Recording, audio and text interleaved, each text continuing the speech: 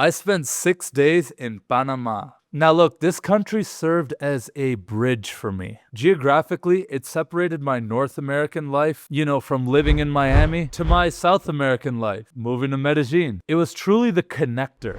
Culturally, I went from an English-speaking country to a country that had what I felt like was a lot of the creature comforts that you get used to living in the West. Things like big, crazy malls, chain stores, and a bunch of familiar franchises, tech companies, and even using the US dollar. Yet it's still in Latin America, technically. It was kind of a blend of my Miami and Medellin experiences. And spiritually, Panama was my 1 week to connect with myself before completely uprooting my life. From one of my favorite places that I've ever lived in my entire life, South Beach, Miami, to a place I also absolutely love and adore and used to call home, Medellín, Colombia. It connected me brilliantly to two very different lives of mine, and somehow it was genuinely a nice mix of both of them. Now, in my last video, I shared how this is primarily a financial move. I mean, look, leaving Miami and moving to Medellin saves me about $5,000 a month in living expenses, kind of like personal expenses, rent, just existing. And my plan is to reinvest those savings back into me. But before I made the big move, my business partner Jamie and I decided to head down to Panama to visit an old friend and client, Adam Chapman. Now, Adam recently moved there with his partner because he's at a little bit of a different stage in his life. He's trying to settle down, live by the beach, start a family, and also save on taxes. And even though we didn't really have a plan for this country when we arrived, I came out with some incredible downloads and memories. Now, I'm not going to go into every moment of the trip. It was amazing, but I will highlight a few things that really stuck out to me. One of those was I had an unknown need and deep desire for adventure.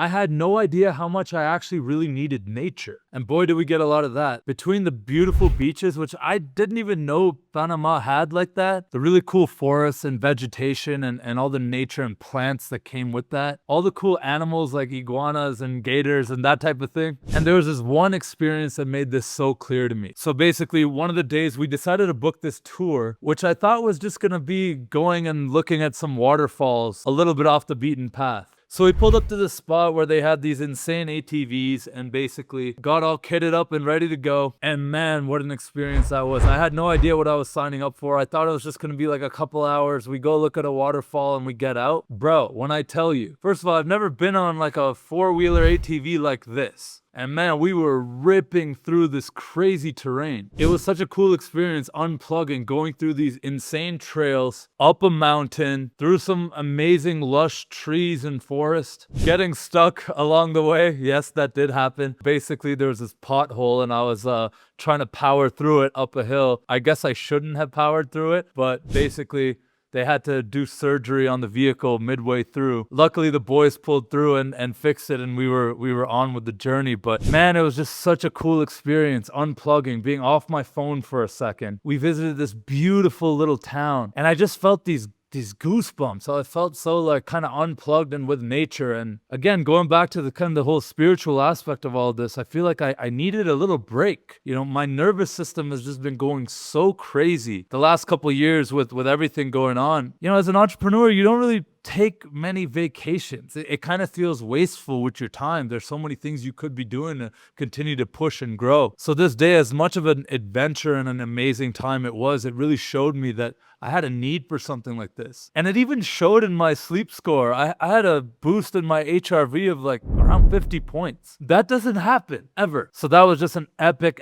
day. And it really reminded me how much I need nature. Not to say that, there's not nature in Miami. I mean, there's the beach, but I'm talking about the trees, the trails, hiking, going up these crazy hills and having something challenging to do. I'm not saying you can't find that in and around Miami. I mean, well, you kind of can with the mountain stuff. But also, I never seeked it out. I mean, I could have gone to Tennessee or I could have gone to Colorado or any of these other places and got a dose of that. But I just never did. I never prioritized that. Another cool highlight of the trip was, because of the nature of Panama being this bridge between North and South America, the Pacific and the Atlantic Ocean, it's really this like economic in-between culture that's like very focused on being pragmatic and being a financial hub where a lot of people come and set up their businesses and pay little to no tax. this naturally had Jamie and I talking about these types of things. I mean, look, we're nowhere near focused on tax strategy and that type of stuff, but it's interesting because it makes you start to question,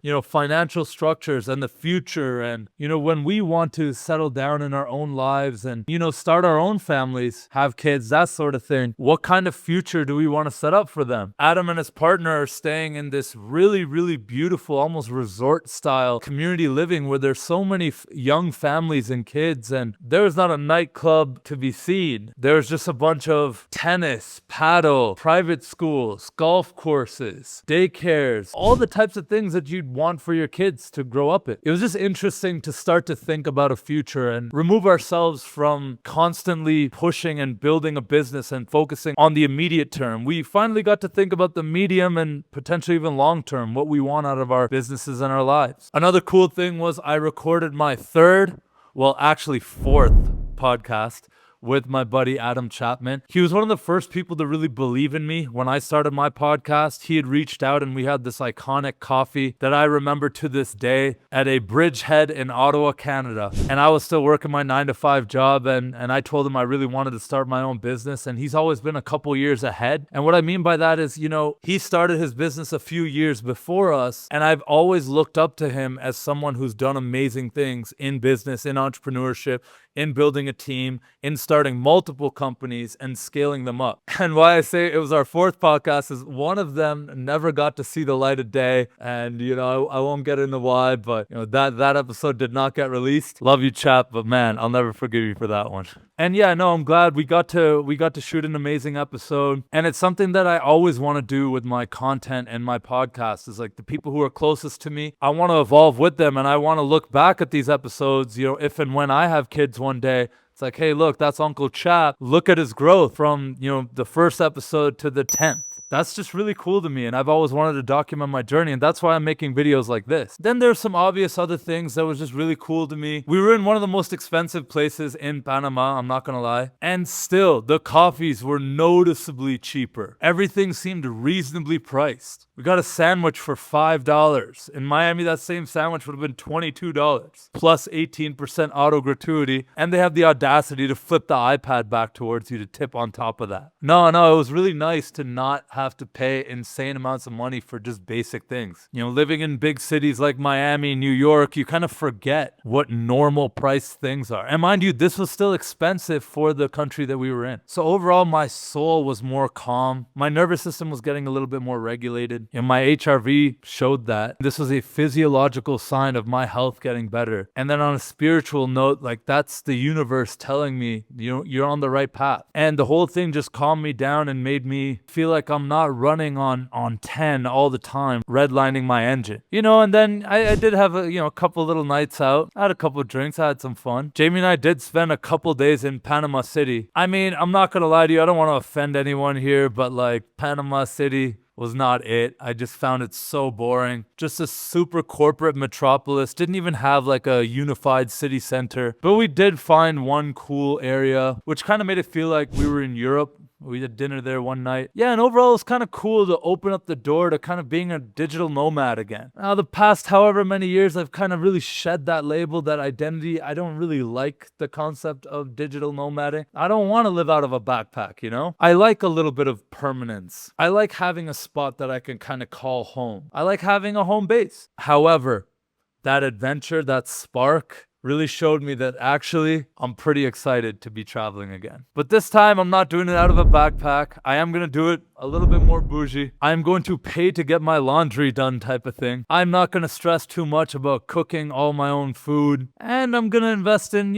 some of the finer things because now I'll be able to afford it. Now, my final takeaway from this Panama trip, I had a really beautiful conversation with someone that I met. And I was telling them about kind of my struggle with this concept of permanence and having a home base. And they gave me a reframe that I think is going to stick with me for the rest of my life. And that is that home is not a place. Home is within you.